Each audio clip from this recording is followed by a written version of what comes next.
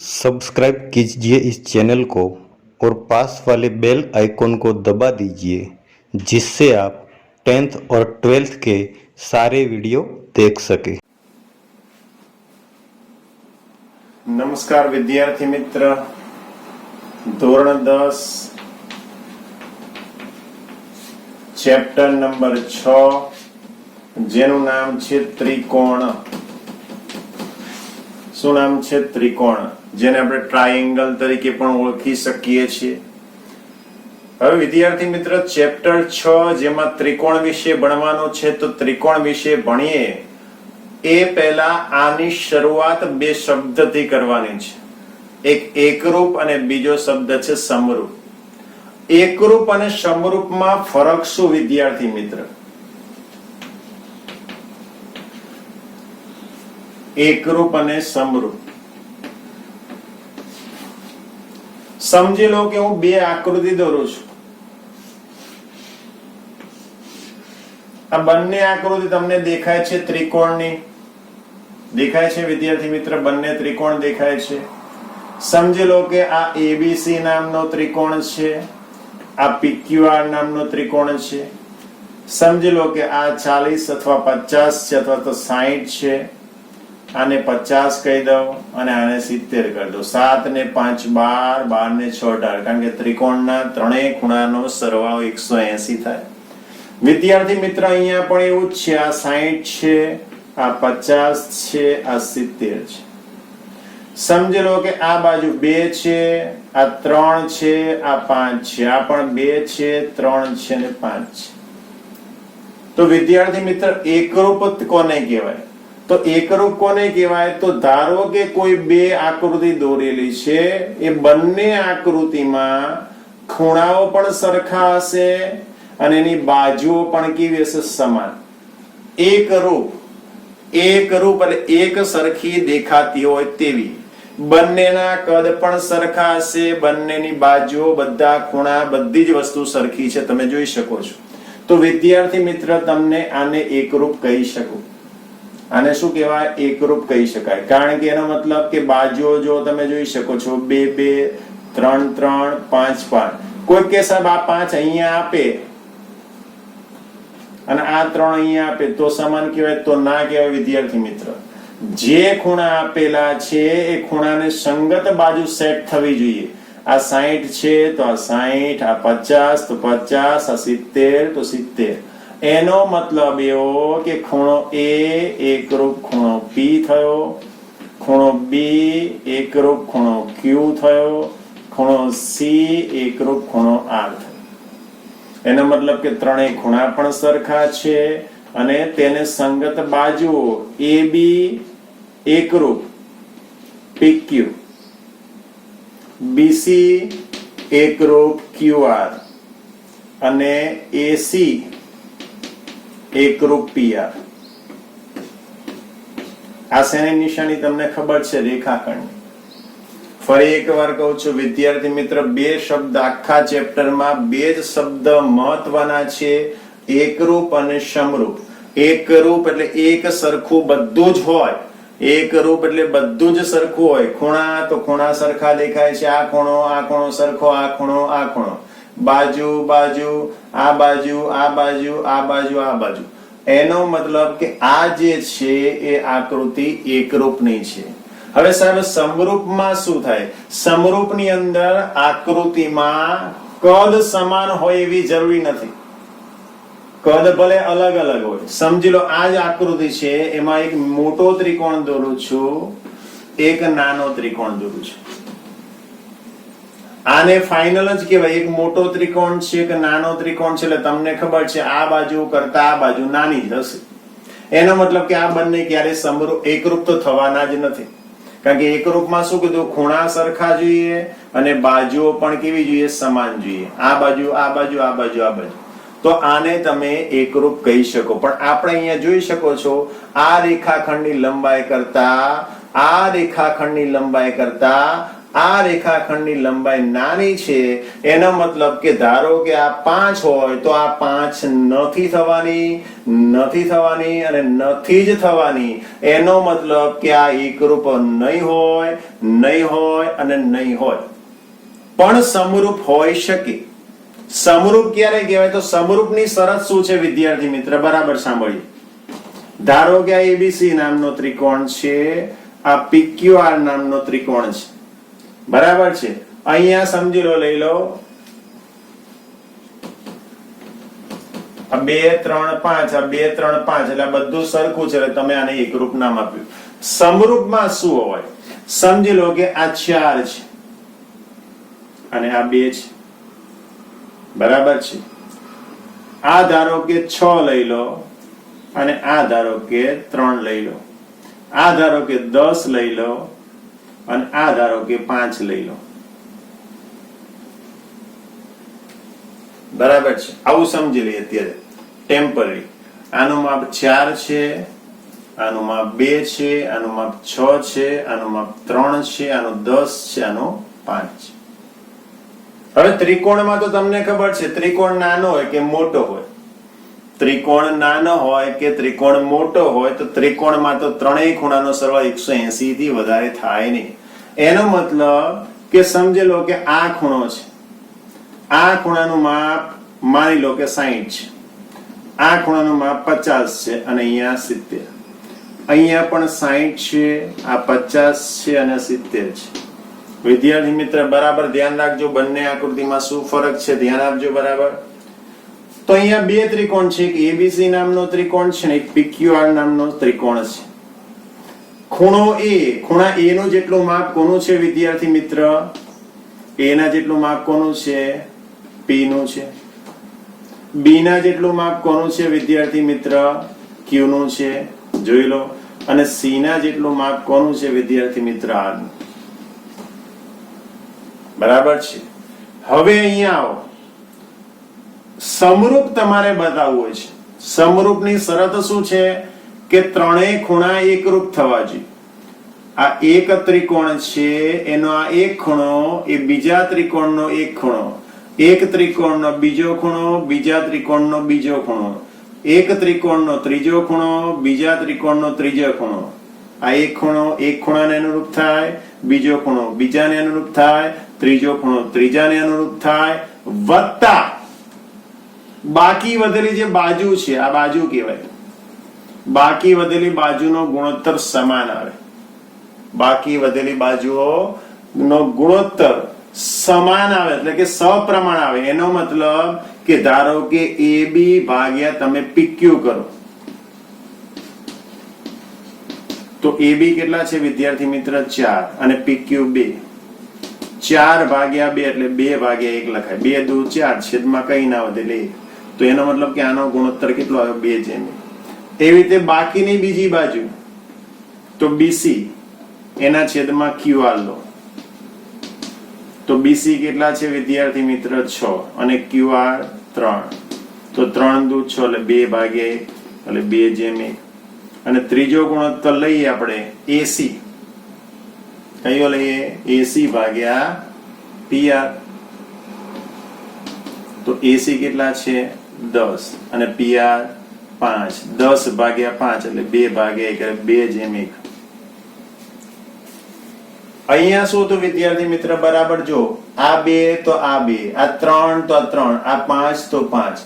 એકરૂપ ક્યારે કહેવાય? તો એકરૂપ ત્યારે જ કહેવાય કે જ્યારે પણ આપેલા કોઈ બે ત્રિકોણ હોય એ બે ત્રિકોણમાં ત્રણેય ખૂણા બીજા ત્રિકોણના ત્રણેય ખૂણા સાથે એકરૂપ થાય અને ત્રણે ત્રણ બાજુ બીજા ત્રિકોણની ત્રણે ત્રણ બાજુ સાથે એકરૂપ થાય તો એને એકરૂપતા કહેવાય. ત્રણે ત્રણ ખૂણા એકરૂપ થાય છે અને ત્રણે ત્રણ બાજુ એકરૂપ થાય છે તો આને એકરૂપતાની શરત કહેવાય. સમરૂપતામાં શું આવે વિદ્યાર્થી મિત્ર? તો સમરૂપતામાં શું છે? કદની ઉપર આધાર નથી. કદ નાના મોટા હોઈ શકે પણ આકૃતિ સમાન હોવી જોઈએ. કદ છે બરાબર છે નાના મોટા હોઈ શકે પણ આકૃતિ, ધારો કે આ ત્રિકોણ તો અહીંયા ત્રિકોણ જ સરખામણી કરી, પછી ત્રિકોણની સાથે વર્તુળની સરખામણી ના કરી હોય. ધારો કે તમને એમ કે બે વર્તુળ છે, એક નાનું વર્તુળ ને એક મોટું વર્તુળ, તો આ સમરૂપ છે કે એકરૂપ? તો જો બેના કદ અલગ અલગ હોય વિદ્યાર્થી મિત્ર તો આમાં સમરૂપતા આવે, એકરૂપતા આવે નહીં. બરાબર. બે ત્રિકોણ આવે તો બે ત્રિકોણની અંદર તમે જોઈ શકો છો એક નાનો ત્રિકોણ ને મોટો ત્રિકોણ, તો આને સમરૂપ કહેવાય, એકરૂપ કહેવાય નહીં. એકરૂપ કેવો હોય તો અહીંયા જેટલું વર્તુળ હોય એટલું જ વર્તુળ અહીંયા. રેખાખંડ એકરૂપ કહેવાય તો આ રેખાખંડની લંબાઈ જેટલી હોય એટલી જ આ રેખાખંડની લંબાઈ હોવી જોઈએ. બરાબર છે. ધારો કે એકરૂપ ચોરસ કેવા હોય તો આ જેટલું ચોરસ છે એટલું જ બાજુનું ચોરસ હોવું જોઈએ. કારણ કે ચોરસનો દરેક ખૂણો કેવો હોય? કાટખૂણો હોય. અને આની બાજુ ધારો કે 3 હોય તો આ બાજુ પણ 3 3 3, તો આ બંને એકરૂપ ચોરસ છે એમ કહેવાય. સમરૂપતામાં શું કહું છું? આકૃતિ સમાન હોય પણ કદ અસમાન હોય. ધારો કે આ ચોરસ દોર્યો મેં, બીજો ચોરસ મોટો દોરું છું, બંને ચોરસ જ છે, તો વિદ્યાર્થી મિત્ર હું આને સમરૂપ કહી શકું, એકરૂપ ના કહી શકું. કારણ કે સમરૂપતાની શરત શું કહે છે કે ખૂણા સમાન હોવા જોઈએ. તો ખૂણો A ની સાથે ખૂણો P લેજો. ધારો કે આને ABCD નામ આપો અને એને નામ આપો PQRS. તો A ની સાથે P નું માપ સરખું આવે, B ની સાથે Q નું માપ સરખું આવે, C ની સાથે R નું માપ સરખું આવે છે અને D ની સાથે S નું માપ સરખું. એનો મતલબ કે ચારે ચાર ખૂણા સરખા આવે. આના જેવું થયું. ખૂણા સરખા છે પણ બાજુઓનો તફાવત. આ બાજુ છે ધારો કે આ 3 હોય અને આ બાજુ ધારો કે 6 લઈ લો, તો આ બંનેનો ગુણોત્તર કરો. એનો જે જવાબ આવે એ જ ગુણોત્તર આ બંનેનો હોવો જોઈએ, એ જ ગુણોત્તર આ બંનેનો અને એ જ ગુણોત્તર આ બંનેનો. આ બધી જ વસ્તુ થાય તો એને સમરૂપ કહેવાય. શું કહેવાય? સમરૂપ. તો વિદ્યાર્થી મિત્ર તમને બરાબર ખ્યાલ આવી ગયો છે સમરૂપ કોને કહેવાય અને એકરૂપ કોને કહેવાય. ફરી એકવાર, એકરૂપ કોને કહેવાય તો આકૃતિ સરખી જોઈએ અને સરખા કદની જોઈએ. સરખી અને સરખા કદની હોય તો એકરૂપતા હોઈ શકે. એકરૂપતાની મુખ્ય શરત શું છે કે કોઈ એક ત્રિકોણ લો, એની સામે કોઈ બીજા ત્રિકોણની સરખામણી કરો તો એક ત્રિકોણના 3 ખૂણા બીજા ત્રિકોણના 3 ખૂણા સાથે એકરૂપ થવા જોઈએ. એટલે કે સરખા માપના થવા જોઈએ. સરખા માપના થાય વત્તા એની જે બાજુઓ છે એ બાજુ, આ બાજુ અને આ ત્રીજી બાજુ, આ બાજુ, આ બાજુ અને આ બાજુ ત્રણેયના માપ કેવા છે? સરખા. જોઈ લો 2 2 3 3 5 5. તો વિદ્યાર્થી મિત્ર આને તમે એકરૂપ કહી શકો, એકરૂપ ત્રિકોણ કહી શકો. સમરૂપ કોને કહેવાય તો સમરૂપતાની અંદર ધારો કે ત્રિકોણની આકૃતિ લે તો ત્રિકોણના બેના કદ અલગ અલગ છે. કદ એટલે દેશી ભાષામાં મોટું દેખાય છે, આ નાનું દેખાય ને કદ કહેવાય. એક મોટું વર્તુળ લો, એક નાનું લો, તો આને સમરૂપ કહેવાય, એકરૂપ ક્યારેય ના કહેવાય. કારણ કે સમરૂપની અંદર કદ નાના મોટા હોય પણ આકૃતિ સરખી જોઈએ. કે ધારો કે આ વર્તુળની સાથે ચતુષ્કોણની સરખામણી કરો તો સમરૂપતા પણ કહેવાય નહીં, નહીં ને નહીં. ચતુષ્કોણની સાથે ચોરસની સરખામણી કરો, ધારો કે સબાચ છે, બરાબર છે, આવી આકૃતિ હોય અથવા તો તમને આમ કે સમાંતર બાજુ ચતુષ્કોણ, તો આ ચતુષ્કોણ અને આ ચતુષ્કોણ છે આને હું સમરૂપ કહી શકું નહીં. કેમ? કારણ કે ખૂણાના માપ સરખા આવવાના નથી.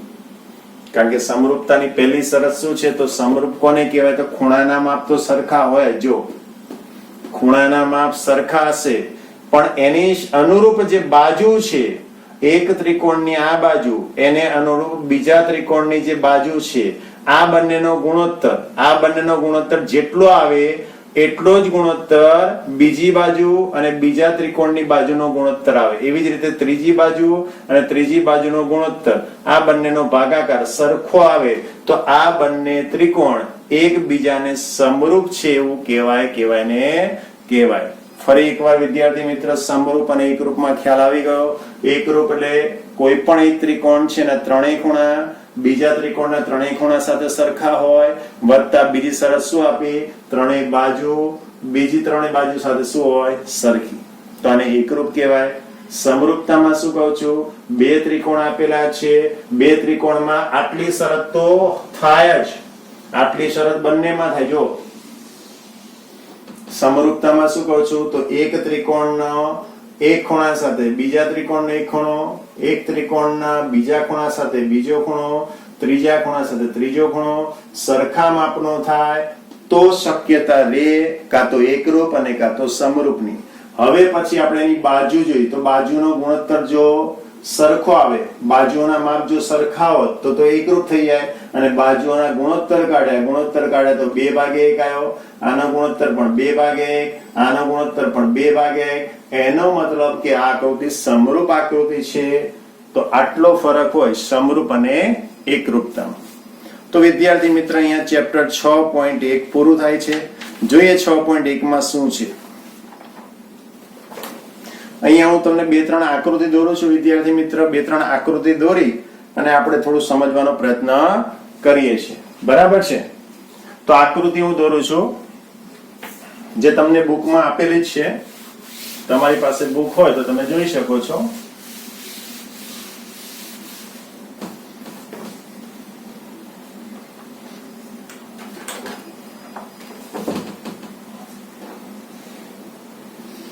વિદ્યાર્થી મિત્ર આવી આકૃતિ આપી છે. ચતુષ્કોણ જેવું તમને દેખાય છે.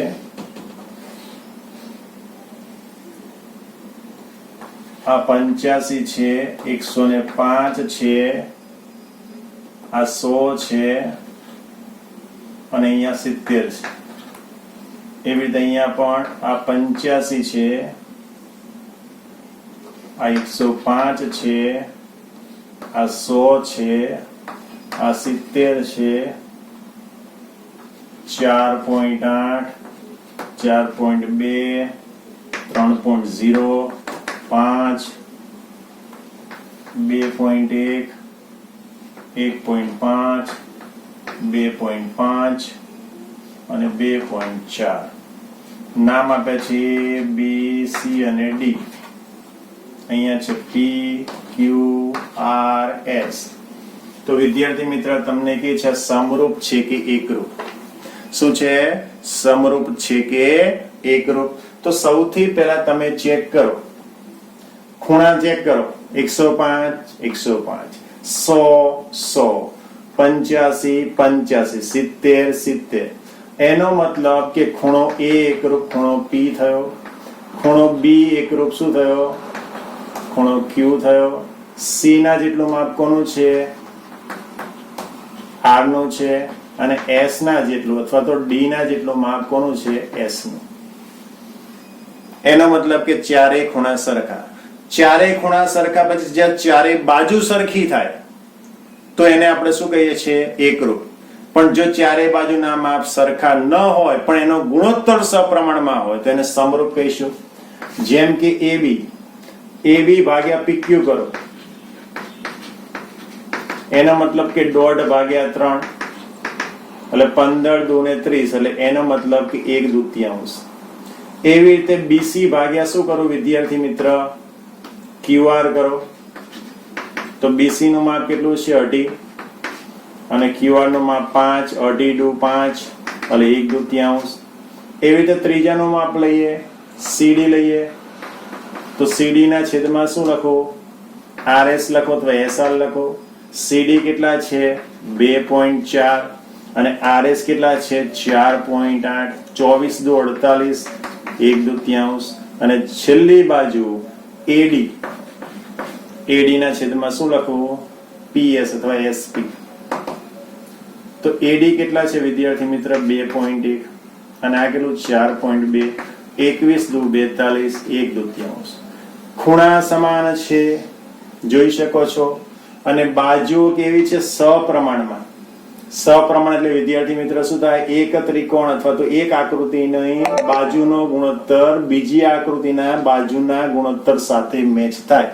તો સપ્રમાણ એટલે આનું માપ, આનું માપ, આનું માપ, આનું માપ બધું સમાન જોવા મળે છે. એનો મતલબ કે બાજુઓનો ગુણોત્તર કેવો છે? બાજુઓનો ગુણોત્તર સમપ્રમાણ. અને ખૂણાનો ગુણોત્તર કેવો છે? સમાન. આવી રીતે ખૂણો દર્શાવો અથવા ખૂણાનો કેવા છે? સમાન. ખૂણાઓ સમાન હોય અને બાજુનો ગુણોત્તર સપ્રમાણ હોય તો વિદ્યાર્થી મિત્ર એને શું કહેવાય? સમરૂપ અથવા સમરૂપતા કહેવાય. શું કહેવાય? સમરૂપતા.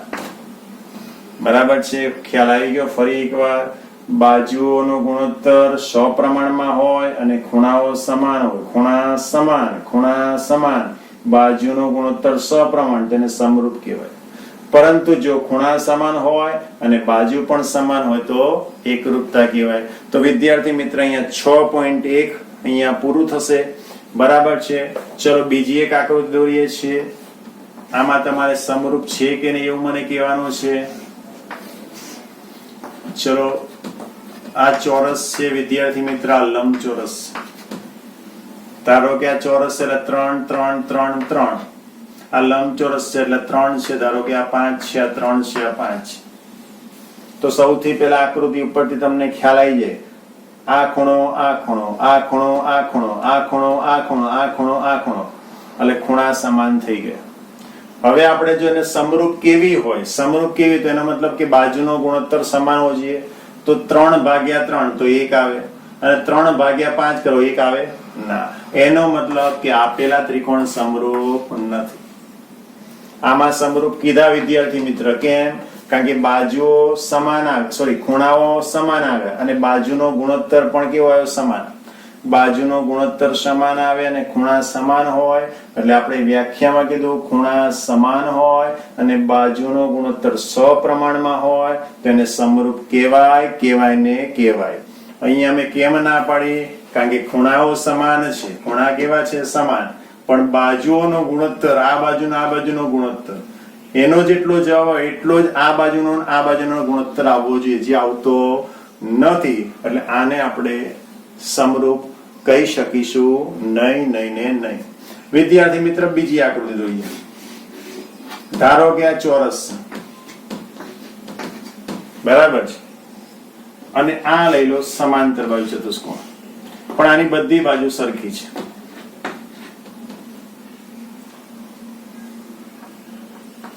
A B C D P Q R S. તો આને તમે સમરૂપ કહેશો? ચેક કરીએ. આ પહેલો ખૂણો છે, આ પહેલો ખૂણો 90 છે. આમાં 90 દેખાય છે વિદ્યાર્થી મિત્ર? ના. તો પહેલી જ શરત આપણી ફેલ જાય છે. પહેલી શરત શું છે કે ચારે ચાર આના જો ખૂણા, જેટલા ખૂણા છે એટલા માપના ખૂણા આમાં પણ હોવા જોઈએ. તો એનો મતલબ કે પહેલી શરત ખૂણાઓ એકરૂપ થતા નથી. ખૂણા એકરૂપ ન થાય તો આને પણ તમે સમરૂપ કહી શકો નહીં, નહીં અને નહીં જ. કારણ કે શરત શું કે છે? ખૂણા એકરૂપ તો હોવા જોઈએ, ખૂણા તો એકરૂપ હોવા જોઈએ એટલે સમાન હોવા જોઈએ. પણ એની બાજુનો ગુણોત્તર છે, એ બાજુનો ગુણોત્તર સપ્રમાણમાં હોય તો જ એને સમપ્રમાણ કહેવાય. કહેવાય ને કહેવાય. તો વિદ્યાર્થી મિત્ર સ્વાધ્યાય 6.1 શું કે છે? 6.1. આના ઉપરથી તમને શું શીખવા મળ્યું? કે જે સમરૂપ છે એકરૂપ હશે નહીં. ધારો કે આ આકૃતિ છે, તમે આને સમરૂપ કીધી છે તો હું આને એકરૂપ કહી શકું? ના કહી શકું. કેમ? કારણ કે એકરૂપ કેવી તો આ બાજુઓ સમાન જોઈએ છે. પણ જે એકરૂપ હશે એને સમરૂપ કહી શકાય. ઉદાહરણ ફરી પાછું યાદ કરાવી દઉં. ધારો કે આ સમરૂપ ત્રિકોણ છે, આ 60 60 60 અને આ બાજુ લઈ લો 3 3 3. તો આપણે કીધું ખૂણા સમાન છે, જોઈ લો. બરાબર છે. એવું લઈ લો 60 50 ને 70 તો પણ ચાલે. 60 50 અને 70 આપણે હમણાં લીધું તો એવી રીતે. આ 60 છે, આ 50 છે, આ 70. અને બીજા ત્રિકોણમાં લઈ લો આ 60 50 અને 70. આ 2 3 5, આ 2 3 5. બરાબર છે. ચલો વિદ્યાર્થી મિત્રો હવે બરાબર જો. હવે આ સમરૂપ ત્રિકોણની આકૃતિ છે કે એકરૂપની? તો તમે તરત કહેશો સાહેબ એકરૂપની છે. 100%ની વાત, એકરૂપની જ આકૃતિ છે. હવે આ એકરૂપ છે અને મારે સમરૂપ કહેવાય તો કહી શકાય? કહી શકાય. જોઈએ આપણે. આ એકરૂપ છે ફાઇનલ. સમરૂપ ક્યારે કહેવાય? તો ખૂણા સમાન જોઈએ. બરાબર છે. પછી શું કીધું? આનો નાનો ગુણોત્તર 2/2 કેટલા આવે? 1. આનો નાનો ગુણોત્તર 1. આનો નાનો ગુણોત્તર કેટલો આવે? 1. એનો મતલબ કે જે ત્રિકોણ એકરૂપ છે એ એકરૂપ છે, સમરૂપ હશે. પણ જે સમરૂપ છે એને એકરૂપ કહી શકાય નહીં. સમરૂપ છે, આ સમરૂપ છે એને હું એકરૂપ ના કહી શકું. કારણ કે એકરૂપ માટે શું હોય, બધું સરખું જોઈએ. પણ આ જે એકરૂપ છે એને હું સમરૂપ કહી શકું. એટલે દરેકે દરેક આકૃતિ છે એ એકરૂપ જે છે એ સમરૂપ છે, પણ સમરૂપ છે એકરૂપ થશે નહીં. તો વિદ્યાર્થી મિત્ર, સ્વાધ્યાય 6.1 ની ચર્ચા કરીએ. એમાં પહેલો પ્રશ્ન એવો છે કે બધા વર્તુળો ખાલી જગ્યા છે. તમે ગમે તેવું વર્તુળ દોરો, નાનું મોટું દોરો, આ એક વર્તુળ ને આ બીજું વર્તુળ, આને તમે સમરૂપ કહેશો કે એકરૂપ? તો બધા વર્તુળ છે એ કેવા હશે? સમરૂપ હશે, એકરૂપ નહીં હોય. બધા વર્તુળ કેવા છે? સમરૂપ. કારણ કે સરખી આકૃતિ હોય, કદ અલગ અલગ હોય તો એને સમરૂપ કહેવાય, એકરૂપ કહેવાય નહીં, નહીં ને નહીં. બધા ચોરસ, ધારો કે એક નાનું ચોરસ દોરો, એક મોટું દોરો, તો આ બધા ચોરસ છે, આના કદ અલગ અલગ છે એટલે સમરૂપ કહેવાય, એકરૂપ કહેવાય નહીં. એટલે બધા ચોરસ કેવા છે? સમરૂપ છે કે એકરૂપ? તો સમરૂપ છે. ત્રીજું, બધા ખાલી જગ્યા ત્રિકોણો સમરૂપ છે. કયા ત્રિકોણો સમરૂપ હોય? સમરૂપ કેવા છે? તો સમબાજુ ત્રિકોણ. અહીંયા મેં તમને ઉદાહરણ લીધું, સમબાજુ ત્રિકોણ છે તો સમબાજુ ત્રિકોણ હંમેશા કેવા છે? સમરૂપ હોય. એમાં તમારે સાબિત કરવાની જરૂર નથી. આનો ગુણોત્તર ને આનો ગુણોત્તર, આનો ગુણોત્તર આનો ગુણોત્તર, આનો ગુણોત્તર સરખો જ આવે. એટલે કયા ત્રિકોણો હંમેશા સમરૂપ હશે? તો સમબાજુ ત્રિકોણ. સમબાજુ ત્રિકોણ હંમેશા કેવા હશે વિદ્યાર્થી મિત્ર? સમરૂપ હશે. કેવા હશે? સમરૂપ. અને ચોથું પૂછે છે, બે બહુકોણોના અનુરૂપ, બહુકોણ એટલે ખૂણા, બે ખૂણાઓ અનુરૂપ ખૂણાઓ કેવા હશે? બે બહુકોણ, બહુકોણ એટલે એક કરતા વધારે ખૂણા ધરાવે. તો વિદ્યાર્થી મિત્ર, તમે અહીંયા ધારો કે ત્રિકોણની આકૃતિ દોરો, આ 1 2 ને 3, તો આને બહુકોણ કહેવાય. 1 2 ને 3 બહુકોણ કહેવાય. હવે શું કે છે? બે બહુકોણના અનુરૂપ ખૂણા કેવા હોય? તો આ બે બહુકોણ છે, એના અનુરૂપ ખૂણા કેવા હોય? હંમેશા સમાન હોય. પણ અનુરૂપ બાજુ હંમેશા કેવી હોય? સપ્રમાણ. અનુરૂપ ખૂણા કેવા હશે? સમાન હશે, પણ બાજુઓ કેવી હશે? આ તો આપણે સમરૂપની એકરૂપની આકૃતિ દોરી વિદ્યાર્થી મિત્ર. અહીંયા તમને બતાવું આ આકૃતિ. ધારો કે કોઈ પણ બે ખૂણા લો, આ બહુકોણ છે, 1 2 3 4, બે એક કરતા વધારે ખૂણા એટલે બહુકોણ. આ પણ બહુકોણ છે. તો અહીંયા તમે જુઓ છો ખૂણાઓ કેવા છે? સમાન. ખૂણા કેવા છે? સમાન. પણ બાજુઓ કેવી છે? તો બાજુઓ કેવી છે? સમપ્રમાણમાં. કેવી છે? એકબીજાના ગુણોત્તરમાં છે.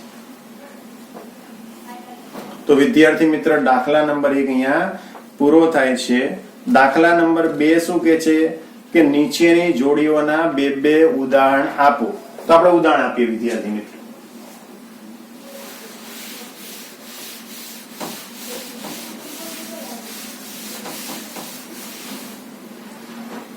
સમરૂપ આકૃતિના ઉદાહરણ આપો. જો વિદ્યાર્થી એકરૂપ નથી, સમરૂપ. સમરૂપ એટલે ધારો કે આ એક વર્તુળ દોર્યું, આ બીજું વર્તુળ, કદ અલગ અલગ હોય પણ આકૃતિ સમાન હોય તો સમરૂપ કહેવાય. આ ચોરસ દોર્યું તો એક નાનું ચોરસ દોરો તો આ સમરૂપ કહેવાય. એક મોટો રેખાખંડ દોરો, એક નાનો રેખાખંડ દોરો તો આને સમરૂપ કહેવાય. ખ્યાલ આવે છે? એક મોટો ત્રિકોણ દોરો, એક નાનો ત્રિકોણ દોરો તો વિદ્યાર્થી મિત્ર સમરૂપ આકૃતિ છે. સમરૂપની અંદર ફરી એકવાર ચર્ચા શું કરી? કદ અસમાન હોય, કદ અસમાન હોય પણ એના જે પણ બહુકોણ નીકળતા હોય બહુકોણો સમાન હોય, બહુકોણોના જે ખૂણા છે સમાન હશે અને એની બાજુઓનો ગુણોત્તર કેવો હશે? સપ્રમાણમાં. સમરૂપ ન હોય તેવી આકૃતિ. સમરૂપ ન હોય એટલે ધારો કે એક તમે સમાંતર બાજુ ચતુષ્કોણ લીધો અને બીજો લીધો ચોરસ, તો આ સમરૂપ નથી થવાની. કેમ? કારણ કે ખૂણાના માપ બદલાઈ જવાના છે. કારણ કે આ 90 હશે તો આ 50 હોય, 70 હોય, ગમે એટલું હોય, તો આ સમરૂપ આકૃતિ નથી. ખ્યાલ આવે છે વિદ્યાર્થી મિત્ર? આ સમરૂપ આકૃતિ કહી શકાય નહીં. ધારો કે આ ત્રિકોણ, સમબાજુ ત્રિકોણ, આ 60 60 ને 60, પણ એની સામે એક ત્રિકોણ આવો લઈ લઈએ. આ સમજી લો કે 30, આ 70 છે તો આ 80 છે અને આ છે 70, તો આ પણ સમરૂપ નથી. કેમ? કારણ કે સમરૂપની વ્યાખ્યા પહેલી જ છે કે ખૂણાના માપ સમાન થવા જોઈએ.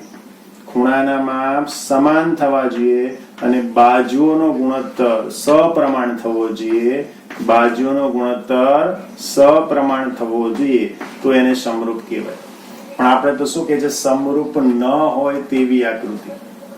તો અહીંયા ચોરસ, આ બાજુ સમાંતર બાજુ ચતુષ્કોણ, આ બાજુ સમબાજુ ત્રિકોણ દોર્યો, તો અહીંયા અલગ અલગ માપના ત્રિકોણ દોરી શકો છો. તો વિદ્યાર્થી મિત્ર, આવી રીતે સમરૂપ ન હોય તેવી આકૃતિ તમે દોરી શકો. એના પછી દાખલા નંબર 3 તમને પૂછે છે. શું કહે છે, નીચેનો ચતુષ્કોણ સમરૂપ છે કે નહીં તમારે ચેક કરવાનું છે. શું કહે છે, સમરૂપ છે કે નહીં. તો એક આકૃતિ આવી કંઈક આપેલી છે.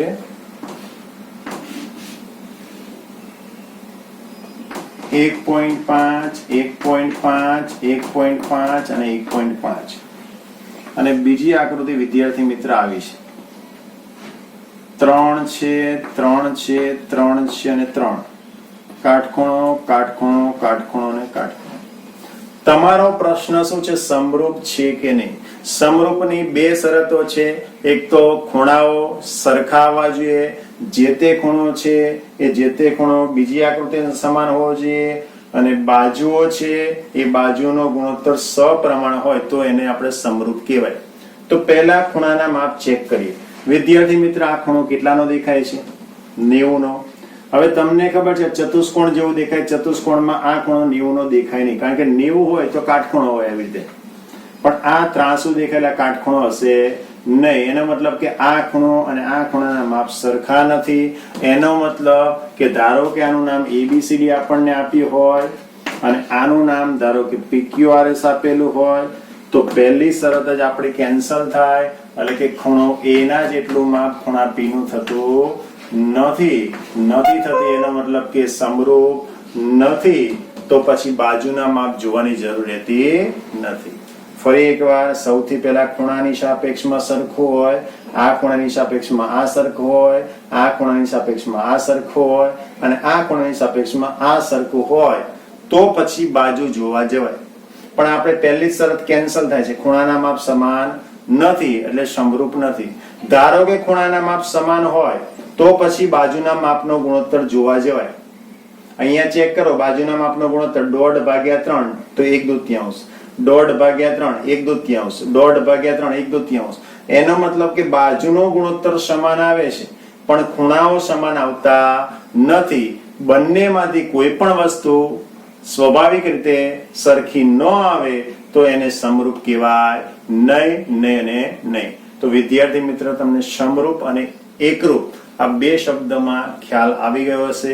એકરૂપમાં આકૃતિ પણ સરખી હોય, ખૂણા પણ સરખા હોય, બાજુ પણ સરખી હોય. સમરૂપમાં શું કીધું, કદ ભિન્ન ભિન્ન હોય. કદ કેવા હોય, નાના મોટા હોય, પણ આકૃતિ સરખી હશે. અહીંયા વર્તુળ તો વર્તુળની સાથે વર્તુળની સરખામણી બરાબર છે. તો સમરૂપ હોય એની આકૃતિ આવી છે. એક મોટો ચોરસ, એક નાનો ચોરસ. જે આકૃતિ છે એની સરખામણી એની સાથે, ધારો કે ચોરસ, તો ચોરસની સરખામણી ચોરસ સાથે કરો તો જ સમરૂપ હોઈ શકે. ગુરુકોણ ત્રિકોણની, ત્રિકોણમાં 3 આવે વિદ્યાર્થી મિત્ર. એવું ના કહેવાય કે ત્રિકોણ એટલે ત્રિકોણ, ત્રિકોણ તો સમરૂપ કહેવાય, એવું ના કહી શકાય. ગુરુકોણ ત્રિકોણ હોય તો ગુરુકોણ ત્રિકોણ નાના હોય તો એ સમરૂપ હોઈ શકે. લઘુકોણ ત્રિકોણ હોય તો આ પણ લઘુકોણ ત્રિકોણ હોય તો સમરૂપ હોઈ શકે. કાટકોણ ત્રિકોણ હોય તો કાટકોણ ત્રિકોણ સામે હોવો જોઈએ. આ બાજુ ગુરુકોણ, આ બાજુ લઘુકોણ તો પણ સમરૂપ ના હોય ને ના જ હોય. ખ્યાલ આવે છે? જેવી આકૃતિ આપી હોય એવી જ આકૃતિ બાજુમાં જોઈએ. કદમાં નાના મોટું હોય તો એ સમરૂપ હોઈ શકે. બરાબર છે?